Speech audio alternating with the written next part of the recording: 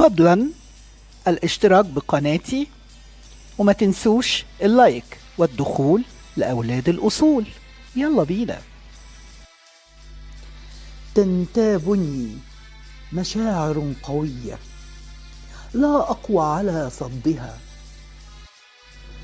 تتجه مسرعة إليك، تعافر سنين العمر وتسدل ستائر الوجع لترتمي بأحضانك. فهل من لحظة حنان أجد فيها بين يديك الأمان؟ كان عليك أن تزورني قبل أوان، هو الآن.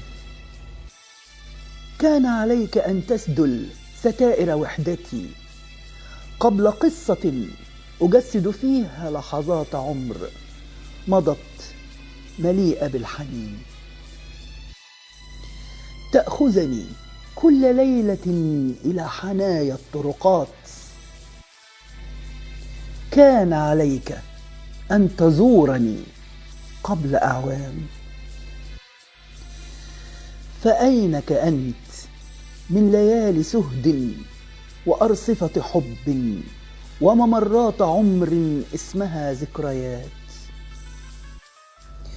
أيامي الخوالي كانت فارغة لا قيمة لها ولا عنوان. لم أولد إلا حينما عرفتك، لم أشعر بالسعادة إلا حينما أحببتك. ولكن عمري انقضى وزاد وجعي، ولا أعلم مخرج العشق إلا الصبر. فالصبر قد آل إلى موت محال. أيا سنين العمر امسحي ما كان. فقلبي قد ولد من جديد ولم يعد للأنين مكان. أنينك يضنيني ويأسر أهاريج قلبي لوعة. على أمل احتمل وما زال يحتمل، على حب ممزوج بلوعة الآهات. تعال نبدد سماء آهاتنا بلمسات تداعبها ضحكات عاشقين. اعتزل التعب والعناء في قصة أحلم فيها نحن معا لحدود أبعد من حدود المدى.